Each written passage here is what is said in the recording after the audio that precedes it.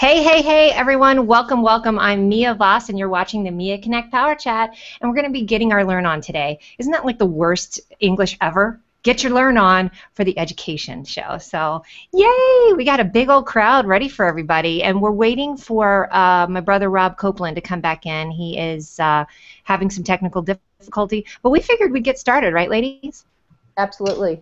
That's in. So listen, I got to tell you, I am breaking in some newbies on Hangouts today because this is the first Hangout for both Lisa and Lynn. So I'm going to give you a little, because I'm so excited for you guys. Yay! So listen, I'm going to pull up some comments from the crowd. Hang on one second. I told you I promised we'd give the Back Crap crowd a little shout out. So I've got, I'm hoping that David Henry Pipe made it in. Welcome, welcome, David. He is, I believe, over in the UK, and he's saying Cheryl Deuce. Guess who's trying to get his music history thingy finished in time. So hopefully he got his homework done so he could join us. Wit says, class act from the favorite teach. See you there. Excellent. We've got some fun comments. Aslan Bloor, she is also in the UK. She's looking forward to it. Interesting panel on education, and she actually homeschools her kids. So if I'd love, Lynn, Aslan, if you'd love to jump in, please let us know. Let's see. Hi, Rain Dell. Good discussion. Looking forward to it. Be great if there is some representation from the homeschooling side, perhaps an idea for another show. And then David Schiffman out of Vegas. Good morning, everyone, in the Google Plus land. Happy Friday with sprinkles on it. I love that. I've got my back crib crazy Learn On. Oh boy, are we going to get our Learn On today. Amen, brother. So before we get started, ladies, do you have anybody you want to shout out in the audience?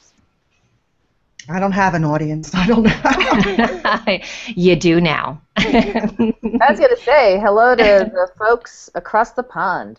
Yay. Isn't that fun? Yeah. And we've got, I know, yeah, it's really fun, Lynn. I mean, this is one of the fun things we love about doing these shows. I don't know if I had sent you a link last week. We did a show, and it was live from a horse corral.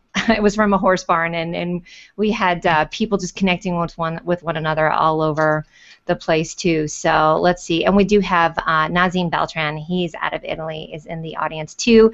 Kim Boltman, she's saying hi to Sarah and Nazim. Nice to see you here. Kevin Burns is in the house. Bona serata, he says. And I know my girl Cheryl Deuce is also sitting up in front because she wants to, you know, she wants to be up with the smart kids. It's all smart kids in our audience, let's face it. So anyway, well, listen, so we're going to have Joanne Woolley. I know you guys have probably seen her, and one of her kids is sick, and I'm so bummed because I want you to go and check out her website. She has such an interesting concept of teaching parents and small children sign language. So like babies, right? I don't know if you guys read up on her, but it's a pretty cool concept, don't you think? I think it's great. And Lisa, I know you got really inspired by that too. You're kind of bummed because you wanted to talk to Joanne as well, right? Yes, I had read up on the sign language with children before, and I used to do the sign language Pledge of Allegiance with my fourth graders, and they loved it, and they actually learned more about the Pledge of Allegiance because of the signs that were used explained it better than just repeating it. Right, so it's just really sinks in as opposed to just this rote thing where it's the words you don't know what they mean, and I love that. And hey, look at this though, Lisa. Chef Dennis is your audience, and for those of you who don't know, can we out you that your you know, your connection is with my brother from another mother, which is Chef Dennis. You keep him in line, don't you? I try to. It doesn't always work, but I try. He's a handful, isn't he? Yes, yes. And listen, here's some exciting news for all y'all out there. Sheffy and Lisa are coming to Denver next month, and Chef's going to wear his stretchy pants because I'm going to be whipping you guys around to all the restaurants that we've had on our Food and Booze show. Great. I made a joke yesterday because apparently Chef is also allergic to cats, so I said Greg and Chef are going to be holing up downstairs, and you and I are going to be hanging out with Bob Voss, the three-legged cancer cat. Perfect. I would love it. It sounds like a good date. So listen, I'm going to jump into my two panel members, and then hopefully Brother Rob can join us as well. But I'm going to start off, Lisa, I'm going to start off with you. I was so excited that you agreed to come on the show. I love what your background is. I think it's going to be such a compliment to what Dr. Lynn's background is too. So if you don't mind, I'm going to start with you and tell us what your background is. Tell us what you've been doing in education all these years and what you're doing now. Well, I am retired first and foremost, but hopefully only semi-retired. I want to go back to teaching. I'm going to give a clap for that. Hold on. Yes. I Excellent. taught for 25 years, primarily at the elementary level, special ed. I was always drawn to special ed students. I think learning was always difficult for me and how I always applied myself, and for some reason was just drawn to those types of students and trying to help them to understand and to love learning is really what I wanted first and foremost. From there, it was difficult for them to read, and then I became a reading specialist later in my career, and that's kind of where I am now. So do you mind sharing with us what your difficulty was with learning when you were a kid? I don't know. I just think that it was not easy to absorb all of the information. And I think many people struggle with that, or their own style of learning. So I always had to work hard at learning, and I think a lot of people stop because it is so difficult to learn. So I try to make it more engaging and fun to learn, because I know there are struggles.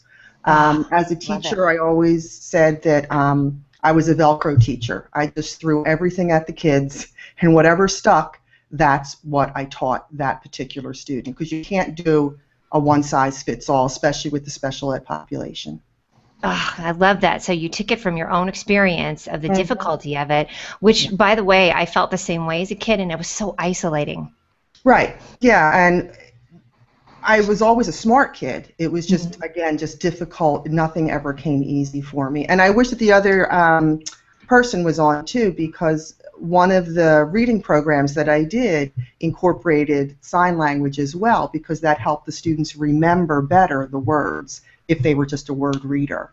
So, yeah, sign language is awesome. I wish she was here. I know. So we'll have to have, guess what? That means we have to have another show. I think this is such a broad, I really wanted to just start off this discussion and then go from there and have other shows that kind of branched off into these different things that come up from this conversation. So I also want to encourage our audience, please, please, please, I'm watching you, and I see your comments. So if you want to jump in on this, if there's somebody out there that actually wants to get in on this hangout that has an education background or something, you know, that's germane to this conversation, let me know in the comments, and I'll pull you up on stage, like, you know, Bruce Springsteen pulling what's her name up on, and we can all dance around together. But I would love that. So please, and then if you have questions specifically or comments for each of our panel members, you guys know the draw at the Bat Pack. You know how it goes here. So Lisa, I appreciate that, though. Thank you, because I think that is so important of the kids that feel left out or left behind. So that's what a great distinction, though. You just kind of waited to see what kind of jumped out with them, and that's how you were able. Did you feel like you had some leeway with that you could choose for your students where you were going to head? Yes. In special ed, I could sort of close my door and do what I felt was best. And I had principals who supported that and knew that I had the best intentions with the students. With the standards and all going on, it can be difficult, but I tried my best to incorporate all the different modalities and trying to help the students learn the best that they can with what was their way of learning. I bet that could be a whole other show, you guys, of the difficulty of being in, you know, for a teacher of managing that expectations that you might have a difficult principal or somebody who doesn't understand, they're budget minded, but like I can't even imagine from all of your perspective of being in these different education fields, how tough that would be. Real quick, my girl Lainey is in the audience. She's bummed too. She won't be on. She took sign language in high school and still remembers much of it. She grew up with a friend who was hearing impaired and deaf, and it was a needed skill to learn. I would love it because I just, you know, you can talk about people. let's Mia, let's you go hear to me? I can. Hey, and welcome to the show, Rob. We were just getting to all the introductions. We're gonna jump into that too. Thanks for coming back on. This is Rob Copeland that just joined us. You're in with all the ladies. You think you can handle it today, brother Rob? Oh, I got you. Awesome. All right, I'm going to jump to Dr. Lynn next, and then Rob will get to you. So I just want to talk about, I'm going to talk about her right to her face while she's here. I met Lynn at an Emerging Women conference here in Denver, which was amazing.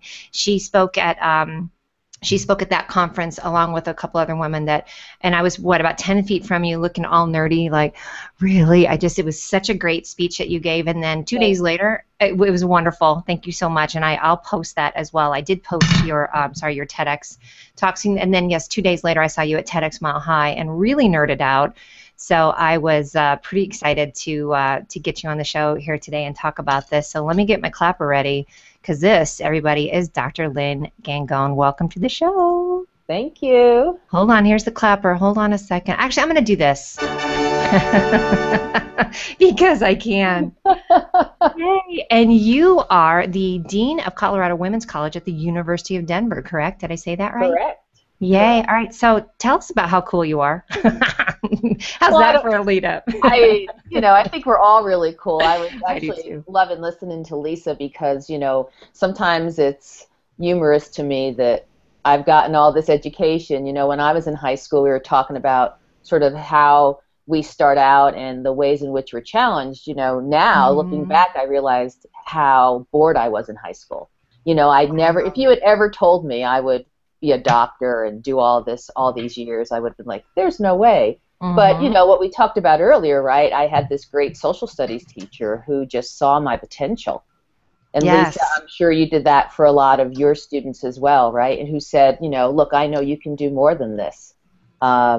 So yeah, I'm pretty cool. I get to hang out in Denver, and I'm a longtime East Coaster who's found the mountains and loves being here. And I think we're doing really cool work at DU and at Colorado Women's College. And my career's mostly been in higher education, but I did spend actually the formative years of my career doing something called gender equity work for K-12 teachers. So I've touched, teacher education and K-12 in-service training, but unlike Lisa, I've not taught, in the K-12 system. I've mostly been in community colleges and private and public colleges and universities. Talk more about the work you did with the gender diversity, or with that previous work. Can you tell me more about that? Well, it's sort of this life mission that's emerged, right, in terms of really wanting the world to be a better place for boys and girls and men and women. And, back in the late 70s, early 80s, there was a lot of movement in education around not limiting boys and girls based on what we expected them to be when they grew up, right? So we had certain expectations for boys and certain expectations for girls, and not every boy and girl wants to be an engineer or a firefighter or a police officer or, a mathematician. It's not necessarily gender-based, right? So the idea was to open up opportunity and to say to teachers and guidance counselors, just because Mia walks in, don't just assume she doesn't want to be an engineer. That's right. Right? Or if Jeff walks in, just don't assume he may want a career as a nurse practitioner. So, it's those kinds of things. And think about how powerful that was back then. We were talking about this in the green room. We have to give a shout out to Mrs. Pilcher, who Rob and I went to high school together. CHS, class of '83. Yes, that's right. You did go to school with me, Rob. And Mrs. Pilcher was somebody who made such a difference in my life. So shout out to her. But think about how important that is, what you're talking about, Lynn, of somebody, because when you're at that really impressionable age, and maybe you don't have parents at home who are encouraging you, and so you walk into this counselors and they're like, and you get pigeonholed already. Oh, sure. Yeah. Super powerful, and I'm glad to see. Yeah. Kids have to find points of intersection in all kinds of different places, right? For kids who are lucky enough to play sports, and I was one of them. My coach was amazing in terms of her belief in us and the way she taught us to set boundaries and to understand what teamwork meant, and so that we don't always find them in classic places, right? Some of us get lucky and have an athletic experience, or maybe Girl Scouts or Boy Scouts or girls clubs or boys clubs, but there are just ways I think kids today really need to have multiple avenues for support, because mom and dad, or mom and mom and dad, whatever the configuration is, or just mom or just dad or grandma, right? I mean, we have so many different family configurations these days, but it does take a village, as they say. I was going to say that I went to an all-girls high school, And I know that there's controversy about that, but I found that going to an all-girls school was so empowering. Right. Did you? Oh, yeah, I didn't feel the competition with boys. It was, we had our own society, and we all thrived on that. And I think coming out and then going to college that was co-ed, saying, oh, no, the guys were able to be in this power and the women weren't, yet in high school, we did have the power, so I was able to continue that later in my career. I just found that going to an all-girls school was empowering. And talk about things that work with different people, right? I mean, it's that that's what really worked for your brain in the wiring. What were you going to say, Dr. Lynn? Well, I mean, I think that there are spaces where having all girl and all boy environments are actually incredibly empowering, and it's not about those students not being competent enough or capable enough, right? I mean, there's a lot of work being done with young African American men, boys, in single gender environments. There's still the girls' schools, and it's about, I think, creating a space where that socialization around confidence and competence can be developed, and then you go into those different spaces with different people, and you actually have a way in which to move beyond the stereotypes that you either internalize yourself or others attribute to you. And so you do show up differently. I mean, I think here in Denver there's a fabulous girls' school. It's a charter school called the Girls Athletic Leadership School. It's incredibly compositionally diverse in terms of race and ethnicity. The girls have this pledge. I mean, it's this amazing way of thinking about themselves in the world. I carry it around in my purse. Nice. And because I think it speaks to so much of what we want to have, right? I mean, I'm not kidding. Here it is. It says, that's awesome. It says their student pledges, I know who I am, I know that I matter, I know what matters to me, I pay attention to what I feel and need, and they go on about making good choices, taking care of their bodies, letting people know when they're angry or when they're confused, and then knowing that they can be a positive difference in the world. I mean, they say this every day. And just think about that affirmation, right, in an educational environment. That's huge. Absolutely. I love them. I think they're a great school. And what are they called again? The Girls Athletic Leadership School, GALS, G-A-L-S. I love that. We'll post that in there too. And Rob, just because we're talking about ladies, we need you to pipe in here too, brother, because I know you've worked with some at-risk youth as well. And don't you think? To go back to that real quick, how empowering does that sound? It kind of like builds up the person that's saying it, but then respects boundaries around them too. So it's not just this me, or me against the world. Right. Type of thing, which can be kind of isolating too. So I'm going to jump in and introduce Dr. Rob Copeland real quick. Hello, dear. How are you? I'm good. How are you doing? It's good to see you on here. Let me clap for you too. And I'm still waiting for you to put the tiara on because I think your kids would lose their mind if they saw that, your kids themselves and then your kids as well. So tell us about you. You were out of South Carolina. Rob and I, of course, went to high school together, and now you are the dean. No, you're the VP of Student Affairs, correct? Correct. Right, yes. At Clinton College in South Carolina. Yeah. Tell us about your. Yeah. We are a historically black college and university. We were initially a junior college, and we have now gone on, and we are a 4-year degree, and we also offer a associate's degree as well. Oh, so, awesome. I didn't realize that. That's fantastic. Yeah, that's happened in the last, I think, probably within the last year that I've talked to you, yeah. Mm-hmm. And it was interesting, we were talking about, you guys were talking about, from the women perspective, I went to Morehouse College, which was an all-male college, all African-American college in Atlanta, Georgia. And it's interesting, Mia knows me very well. In high school, I was a cut-up. I was the guy that was pretty bright, but kind of got bored in class and kind of didn't realize, what I could be or who I was. As an African-American male, there weren't a lot of people that were around there that were going to tell me, hey, guy, you can do this, you can do great things. And for me, going to a historically black college and university, Morehouse College specifically, all male, it was eye-opening. It was empowering. It was a school that made me realize what I could do and what I could be. So just kind of giving a different perspective from the male perspective and an African American's perspective, that was a great thing for me. And I have to interject real quick. So, and I don't know if you guys read it in the description, but Rob's parents were both, they were administrators at the University of Illinois, which is in our hometown.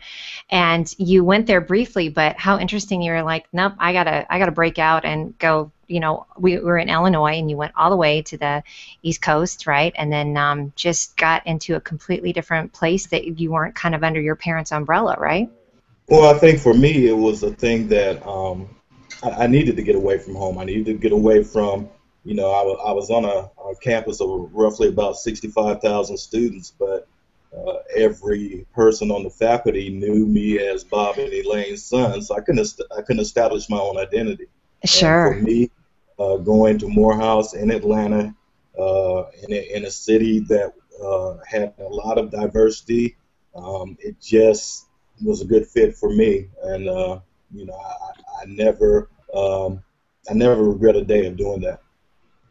And I love that. I mean, I had to take a lot of courage, and I'm sure your parents were like, "I'm sorry, what? Where are you going? What'd you just say?" Well, it was a great enough school that now my son is heading down there in the fall, so we're very excited about it. That's great. Yes, I was gonna ask you about that because I saw that he's graduated. So congratulations. Is it Race? It's Race. That's right. Race. Yeah, I saw he just got his braces off the other day too. Way to go. Did. Very timely for college, I tell you. Right. That's excellent. Tell us about what you do at Clinton College. Well, I think I have a unique position. I serve a population of first-generation college students. These are students that have not had anyone in their family that has gone to college, and the majority of our students are eligible for full or partial Pell Grant. So their education is subsidized by the Department of Ed, and they have a lot of issues that I say traditional students may not have. These are the kids that are the underrepresented kids in college. These are the kids that come from the broken homes that have seen the abusive things in life, and so I've zeroed in on this population because I think that if we don't educate these young people, they're going to go back to our community anyway. And if they go back and they're not educated, then what track are they on? So that's kind of been my niche through the years is to serve this population and to get them the opportunity that they may not have had and help them receive their education. And not to go cliched, but it's about breaking the cycle, right?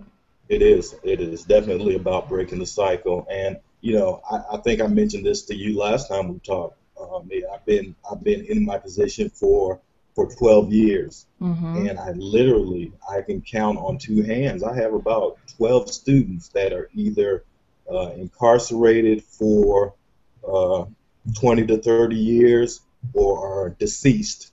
And so I also have the same amount of students, actually more students that have gone on to graduate studies and are receiving advanced degrees. So it truly is a fork in the road. And if I make a difference and help these students along the way, that's what I'm here for. So. You know what I kind of love too, which again, like I was so thrilled when I saw Mrs. Because I still call her. I know she's Sally Pilcher, but she's always Mrs. Pilcher. Let's face it. You kind of have that thing as this social media, the ability for you to stay more in touch with the kids. There was such a chasm, like from graduating, unless you really kept in touch with them. But it's pretty thrilling now to see that. So I think that's great for all three of you. To be able to still keep in touch with kids after they've gone, see what they're doing. You can connect with them on LinkedIn, and say, oh my gosh, look at this percentage of kids that are doing amazing things. Real quick, because our audience is like lighting up. I wish I had one of those little boards for like phone calls. I'm just seeing like all the lights because people are losing their minds. So we got a couple comments. Cheryl is saying, Lisa, thank you for sharing. She has a son who is super smart but also frustrated by the amount shoved at him. They work hard. They love seeing people that succeed so they can share that with him. Let's see what else. People, by the way, Dr. Lynn, are fascinated about your picture behind you. So can you talk about that real quick? I mean, it's like a beacon. It's like the shiny object. Everybody's kind of losing their mind. So this was a gift that I received back in 2010. It is it's a compilation of sketches of women in history. It's a beautiful piece. It's called All That We Are, and the artist's name is Helen Ragheb, R-A-G-H-E-B, and the original is here in Denver at the Mizell Museum. Beautiful. And it's just a gorgeous piece. Yeah, it's got, everyone from probably Cleopatra and, someone who is serving in the military. There's someone who's a house cleaner. There's someone who's a scientist. There's a few goddesses in there, of course. A woman, clearly a Muslim woman, a Japanese woman. So it's just a really beautiful piece, very rich in terms of women's contributions and, all women, not just the women we typically talk about, which, right, are white women. That's another piece. I think, I love that you're a Morehouse man. I think Morehouse is an awesome institution. Spelman College, of course, is your sister institution just along the way, historically black women's college. The spaces that Morehouse and Spelman have occupied in terms of the kinds of graduates that they've produced and going on to do the work that you do, right? Wanting to make a difference in the world, Rob, and just, incredibly grateful for you and your contributions. But I do think, as educators, we have this amazing opportunity. My students are mostly first generation also. My students are Pell Grant eligible. My students are working moms who go to school on evenings and weekends and who come in all kinds of shapes and sizes and colors and, have different family backgrounds. And so to the extent that I think K-12 and higher education can really change lives is absolutely essential. But I know, Mia, one of the things you wanted to talk about was, sort of what are some of the challenges, and certainly what we look at in higher education is higher education affordable?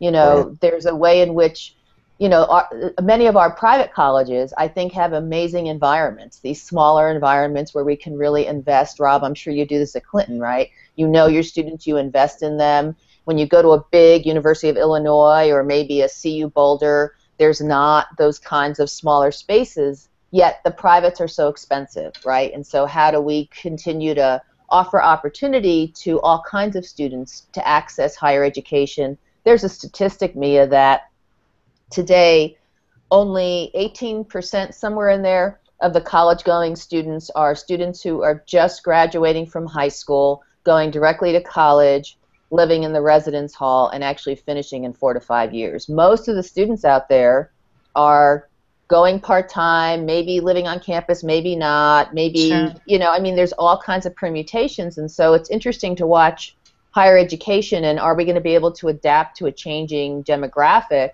of who's coming to college and who can afford it? And Rob, or, Lisa, you probably want to jump in, but to me, that's a big issue.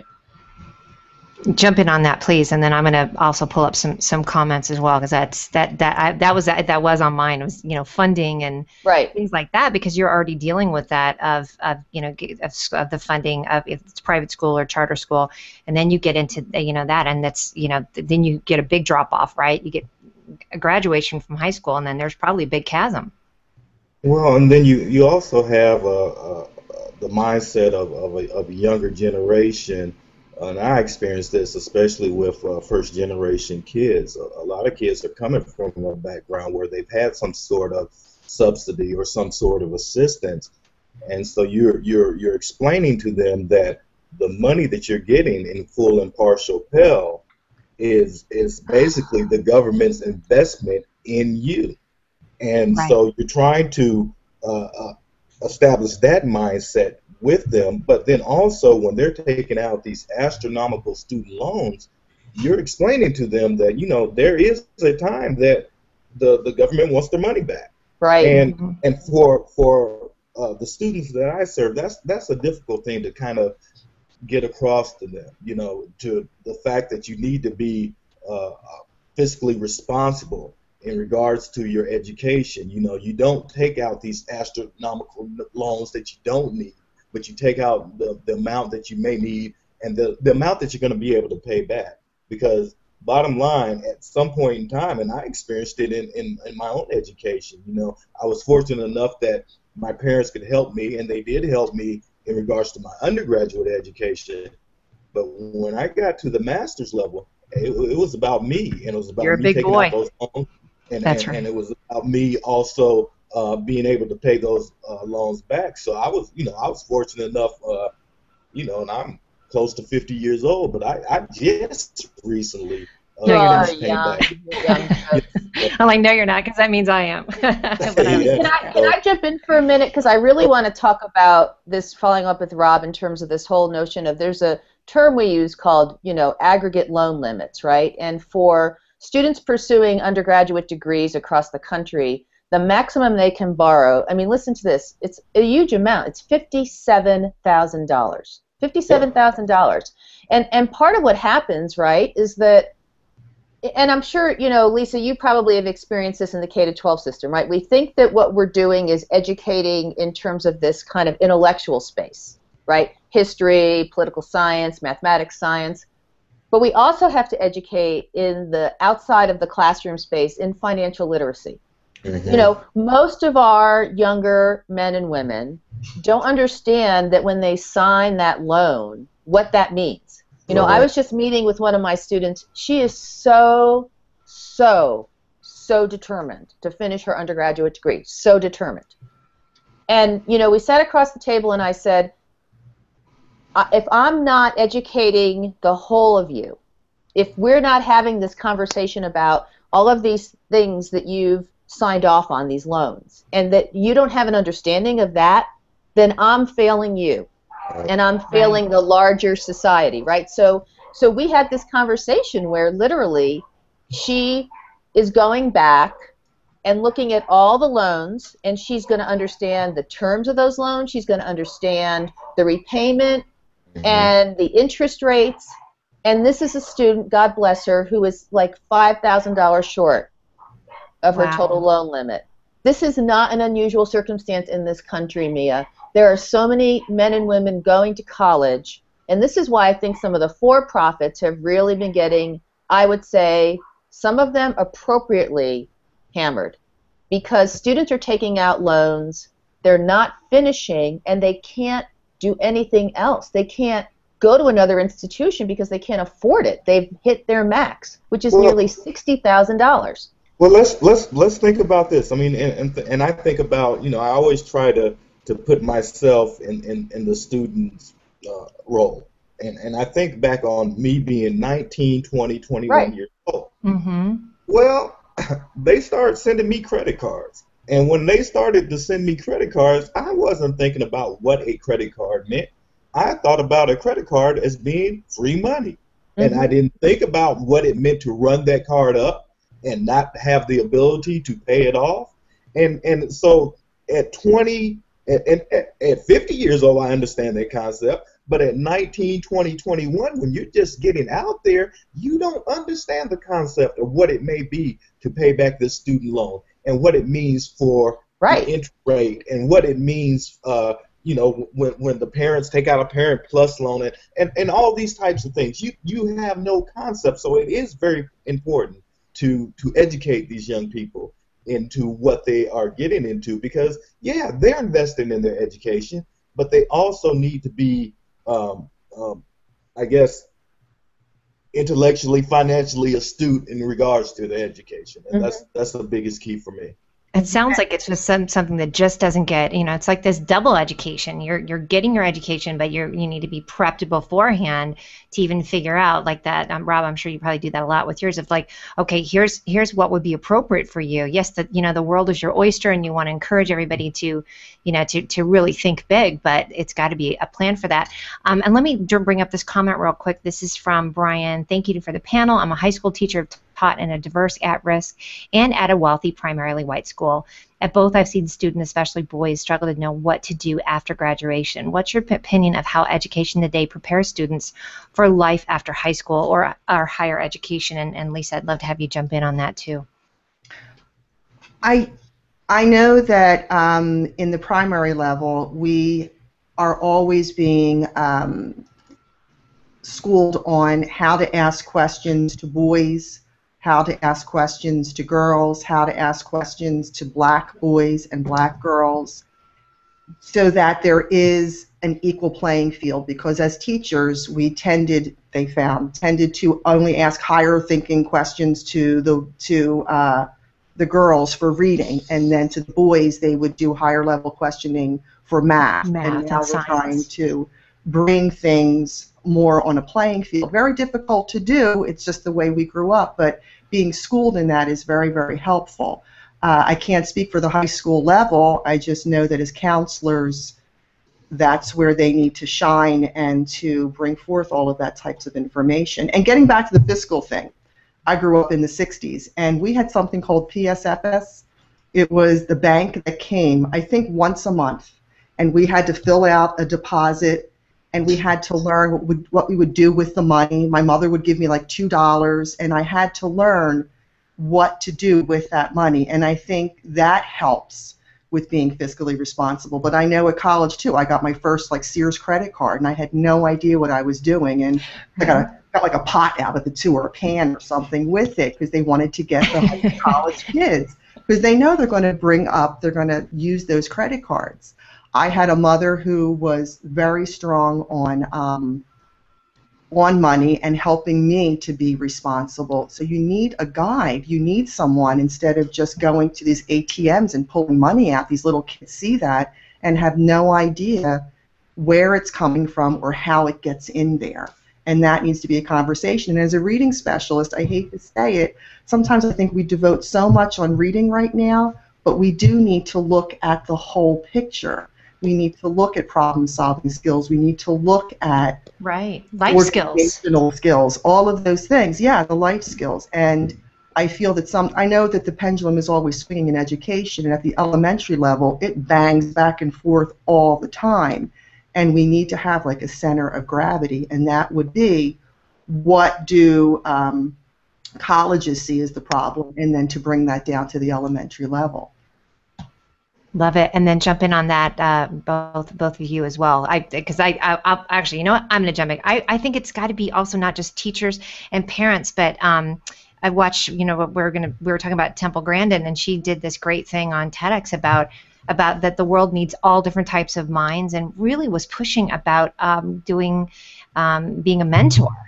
So let's talk about that, about, even somebody like me. I don't have kids. I'm not in education, but, I've been out and doing things. So, encouraging people to get out there and mentor that would, that could bring that life skills. Well, I think it's about exposing young people to the most amount of diversity that you possibly can. Preach. And let them see different people that do different things.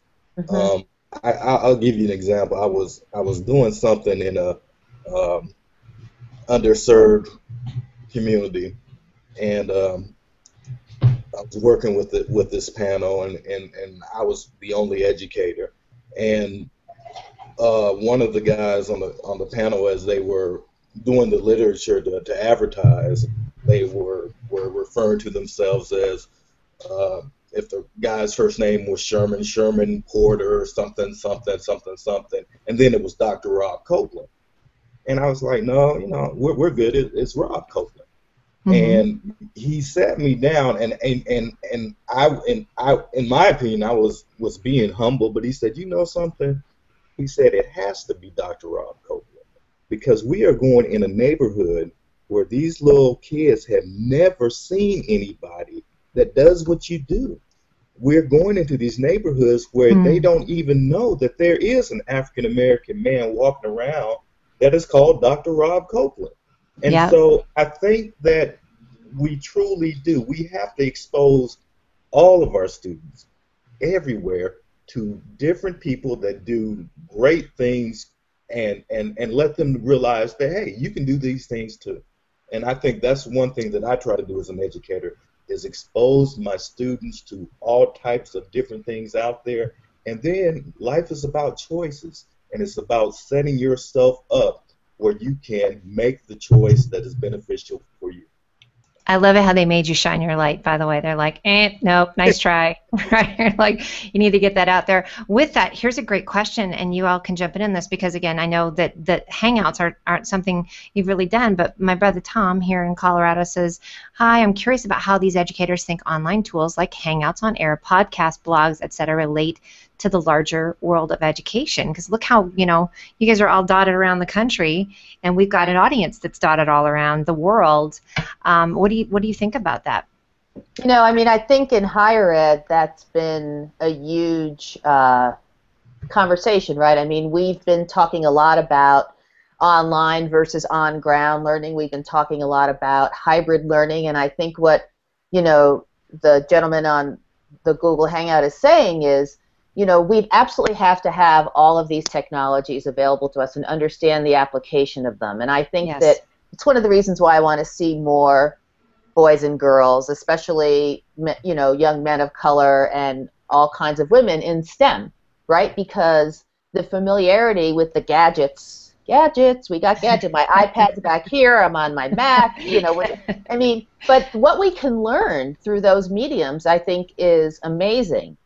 I think that for some learners, having the blended absolutely works, and so getting kids engaged in iPads or tablets or whatever, not to promote one company here, but and being able to talk around the world, it's amazing, right? But then there are some kids who really need, and Lisa probably having especially been in the special ed space, right? Having that connection, that grounded way in which we actually interact with students. Mm-hmm. For adult learners, more of the online options when you're working. A neighbor of mine last night is going to one of the Colorado schools that has a global online program, and I said, so tell me, why did you choose them? It was price point, it was convenience, and it was, I don't want to drive to class at 5 o'clock at night. I want to be able to be online at home, and mm-hmm. Is that an optimal educational experience? No. She absolutely says that she would rather be able to do something else, but given everything, and she's an adult learner, so she can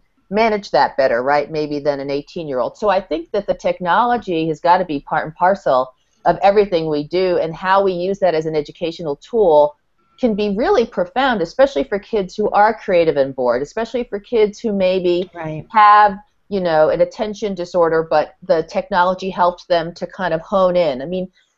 Others can jump in, but I just think it's great, and I think we need to figure out how to blend the traditional with the new technology. I think it's fun. Kind of goes back to what you were saying, Lisa, about figuring out the different ways that kids learn.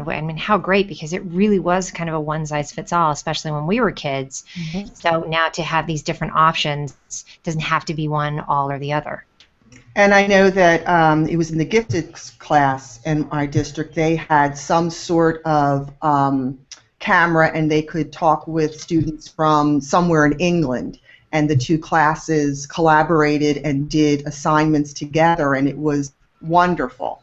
I wish it had been at the special ed level, but it was with the gifted population. But I found that the kids, they thrived on that. And I think that speaks to what you're saying, Rob, of getting the exposure to all the different cultures or different learning experiences. I think that's, if anything, it's going to be helpful for that too. We're coming up at about 45 after the hour. If you're just joining, you're late. But we're talking about education. I have Dr. Rob Copeland, Dr. Lynn Gangone, and Ms. Lisa Rouse, because we got it all going on up in here. How you like that? So let's do one more question. I know we had a couple different things. I think I want to jump into Title IX. We've got let's do it like another 5 minutes. Yeah, like we can really cover that. But Dr. Lynn, can you speak on that? Because I had to look it up. And I know it came about in 1972. So can you talk on that real quick? Sure. In the early 70s, Title IX was passed. It was really groundbreaking for women in terms of the capacity to create educational equity, and that's when we saw women's enrollment really soar. especially, at the college and university level. So 50% women in business, medicine, law, all of those ways that women have moved through education. My TED Talk is all about, so we've got all these educated women, but what we don't see are them moving through the pipeline of leadership, and that's another conversation for another day. But, yes. I was saying that the most recent way that Title IX covers a lot of different things. It was what allowed young pregnant girls to stay in school, so that we weren't just pushing them off and pretending that nothing happened and interrupting their high school careers, right, or their collegiate careers. But today, a lot of it is focused on sexual harassment and sexual assault, which is a huge, huge issue worldwide. The World Health Organization has declared violence against women an epidemic. And certainly, I'm thinking that's all I see, Lynn, are just story after story. Right. It's used as a weapon in war. Yes. It's just, I don't know what's going on in the world, but we all need to be aware of it, because it is epidemic of epidemic proportions. It is, and unfortunately it always has been, and I think that part of what's happening is that we're calling it out now. We're saying this is inhumane, this is not how we want to be as a society. And so, part of what's happening in the Title IX space now, particularly in the colleges and universities, is that the sexual assault and sexual harassment piece is being elevated. You were talking earlier, Mia, about a friend of yours who unfortunately had her friend die, and she created an organization called Girls Fight Back. Shout out to Erin Weed, by the way. Right? And I think that women and men of good faith, of good conscience, of allyship, understand that we don't want this happening to our sisters and our mothers and our daughters and our cousins. And so to the extent that Title IX now is being used as a way to help clean up what's happening in college and university campuses, that we're either not well equipped to address those issues, or we inadvertently or sometimes purposefully sweep them under the rug. Oh, and it's painful. We were even saying that in the green room, that this is an uncomfortable conversation. But to go back to that point too, of it's it's always been there. It reminds me of the numbers 1 in 3 and 1 in 5. People are like, oh, well, it just seems like the sexual abuse or abuses kids. I'm like, no, it's always been that. We're just speaking about it now. It's the numbers of 1 in 3 women have been sexually assaulted or abused from childhood, even as adults, and then I believe it's 1 in 5 for boys. Those are just staggering numbers, and that's really only talking about the states. We're not talking about these countries that are at war, and again, that's being used as a tool of war. So not to get too serious, but what do you think we could do? Even on, I love the think globally, act locally. What do you think are some of the things that we could do? Is it just more being educated about it? Is it about, for you as educators with that particular issue? Like, do you guys have any suggestions on that? Rob, you may have some. You're in the student affairs space. I'm sure you're dealing with you've dealt with a lot of those issues in your career. I have, and to be honest, it's probably there are 2 issues that are the most prevalent issues right now to me.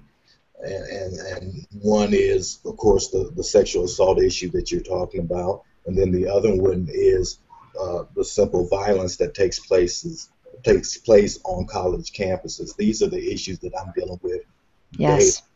And so, as educators, I think the biggest part of what we need to do is exactly the type of things that we're doing today.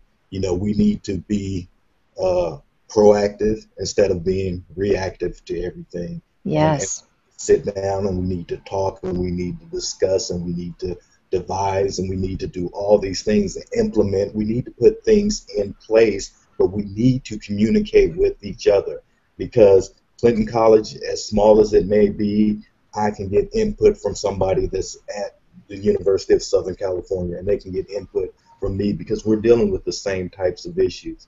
So, that's just my input. I agree with you, Rob, on that. And I think, and a good point, Lynn, that he's dealing with it more of like seeing, they're coming to him. I'm hoping what's kind of going by the wayside, but I doubt it, is this sweeping under the rug thing. Lynn, you were talking about the New York Times story and the different things of, people who are coming out and saying something and getting swept under the rug. And sometimes that could be because the perpetrator is from, don't get me started, is from, more of a privileged place. I mean, there's all different kinds of elements to it. But here's a great way to end on this. Candace says, calling it out, so important. That's the only way change starts to happen. Absolutely. Sounds really simple, but I mean, just speaking about it and putting a name to it, having uncomfortable conversations, and getting it out there. I think it's shining a light on that too. And it's my message is always about boys and girls and men and women. I am clearly an advocate for girls and women. I see myself as an ally in the spaces that I occupy as someone of privilege around race and ethnicity. And I always want to have a positive message. And it's hard to talk about the violence piece, right? Mm-hmm. But it is real. It is part and parcel of all the ways in which we think about each other as men and women and boys and girls.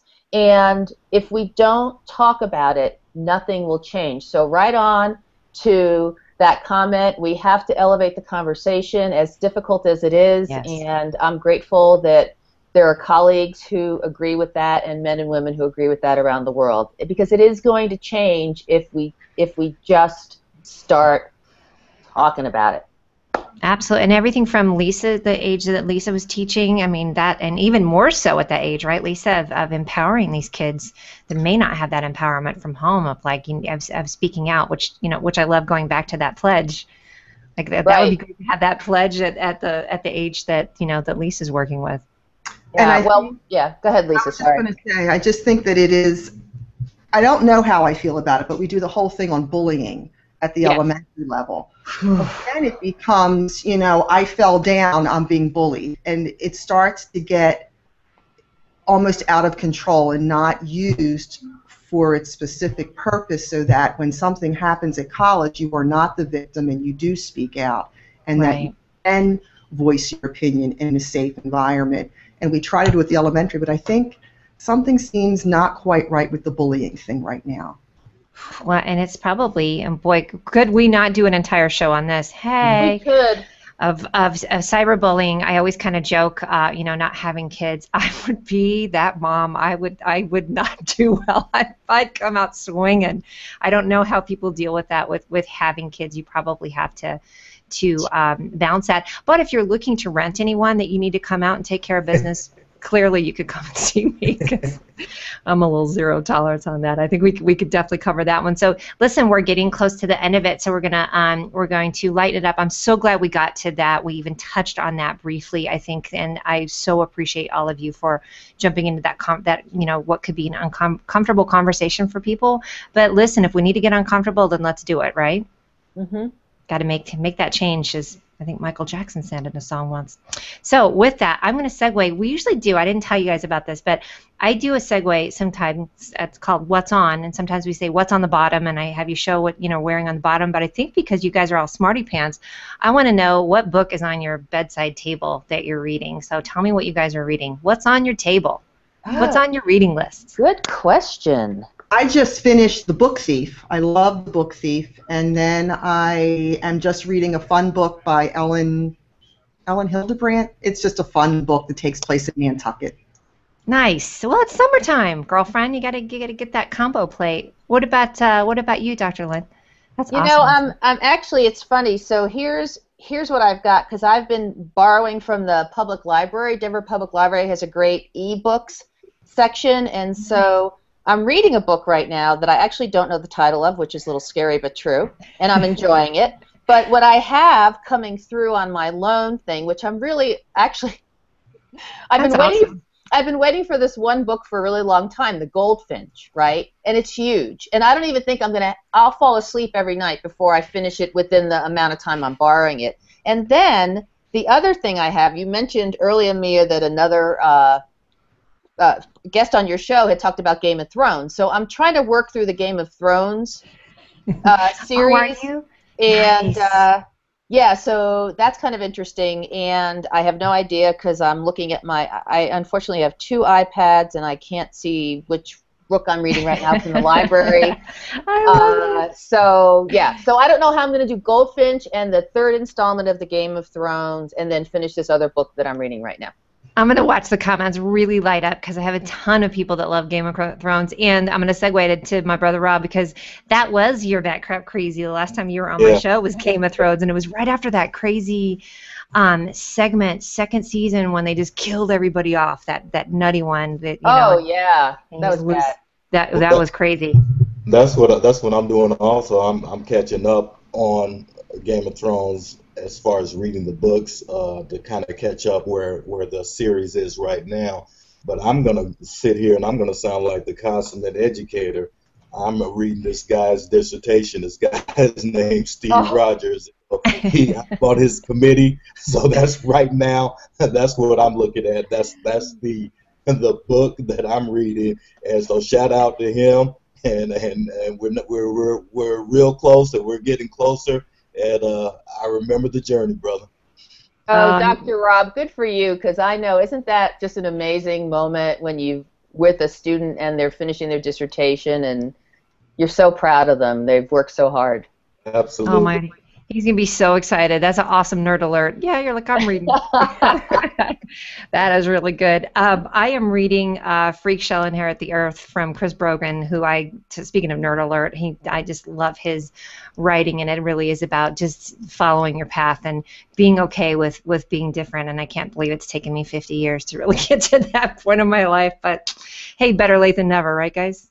Yeah, I also am looking underneath my Mac because I have it elevated so you can see me a little better. But I'm also, speaking of nerd, I'm reading something called A Path with Heart by Jack Kornfield, who's a Buddhist teacher. Yeah. And then the other book that I'm reading, I finally found it, is called The Whole World Over by an author named Julia Glass. So we're all a bunch of nerds because we're reading too much. And we're right. I have to say, don't say nerds. It sounds like reading is not a good thing. Oh, I'm embracing it, absolutely. I think, and you know what I love, but good point, Lisa. I love it too that we have all these opportunities to read it on your Kindle, read it here, read it on the train. I still love the old dog-eared book that I read in the bathtub that I always gets all waterlogged. So reading is the shiznit for sure. It's not good to read off an iPad in the bathtub. Have you learned that one? Right. Or the Kindle. Everybody's done it. They're like, I can do this. No, you can't. One thing I want to say before we leave, the term nerd, I prefer intellectual gangster. That's what I am. And boom, there you go. Hashtag right on. Then that's me. That's totally me. All right, guys, we're going to wrap it up real quick. Tell me what you're bat crap crazy about and if there's a call to action. Lisa, what's your bat crap crazy, darling? Oh my gosh, I have no idea. Being at the beach. I just love being at the beach. That's my bat crap crazy. My lucky girl. I'm gonna choose another bat crap crazy for you, Chefy. Yay! And is there a call to action for us? You just want to? I'm gonna give you your call to action. You just need to circle Lisa. I don't know anything about that. Don't circle me because I don't know how to circle back. I know nothing. Okay, I got nothing. Thank you so much for coming on the show and taking a chance, sweetie, and letting me be your first for the Google Hangout. Thank you. Yay, thank you. Dr. Lynn, how about you? What are you bat crap crazy about, and what's your call to action? I would say right now I'm just crazy about being in Colorado in the summer. It's an awesome place to be, and I'm really blessed to be here. And my call to action is out of my TED Talk, right? Hashtag shatter the ice. I think that we need to be looking at how we design systems and looking at designing those systems with girls and women in mind so that we're not seeing such a crisis in leadership among women in our world. Yes. So that's my call to action. Thank you for saying that. I did watch it again. I got goosebumps when you just said shatter the ice, which is a fantastic phrase. We'll post that link again. Thank you. From Dr. Lynn's TED Talk because it was spot on for sure. So thank you. Thank you for coming on and letting me be your first of the Google Hangouts. Love you, Mia. Thank you. Thank you, sweetie. You too. I can't wait to see you again in person here, and I can get a big hug. Actually, all of you. And Lisa's going to be here next month, so maybe we can all get together. That'd be fantastic. And then, Brother Rob, darling, what's your bat crap crazy and your call to action? Bat crap crazy are my two wonderful kids. We talked about Race going to Morehouse College in the fall, and Miss Rhea is heading to Charlotte Catholic High School this fall. Girlfriend. She is a two-sport student. We emphasize student, straight A student, and she's also an athlete playing volleyball and basketball. So shout out to both of my kids. Yes. And my call to action always and continues to be first generation college kids. Remember, if we don't educate them right now, they're going to come back to our community uneducated, and then what happens at that point? So that is my call to action. I love it, and it affects all of us. I don't know who we think we are, that we're an island not affected by everybody in our community, right? So pay attention, party people. Hey, my Back Crap Crazy is the audience today. They were so interactive with all of you. So once we jump off of here, you guys, I'm going to kind of lead them over to the event so they can respond to your comments. I know there's just questions we did not get to at all because there's so many, and it was really good. So that's my Back Crap Crazy, is my backpack audience. So thank you so much. I do want to announce that tomorrow I will be talking with Dr. Temple Grandin. Can't even take it. If you don't know, seriously, I kind of feel like that. If you don't know who she is, please go look her up. I will post the link here. They did an HBO special on her. She is a specialist with animal behavior and also a high-functioning autistic professor here at what is she at? CSU. CSU. At Colorado State University. So I will be talking with her tomorrow. I'm not sure if it's going to be live because I really want to focus on her, and I don't know if the internet's going to be good. So just bear with me and keep post the comments so I can let her know how cool you guys think she is, because she's amazing, and I'm so excited that it's coming right on the heels of talking to my 3 panelists today. So my call to action: go to themiaconnect.com and subscribe. I do fun little weekly videos, including Bob Voss, the 3-legged cancer cat. He's always coming on. So that's it, you guys. Love you all. Thank you so much, everyone. Thank you. Bye. Bye.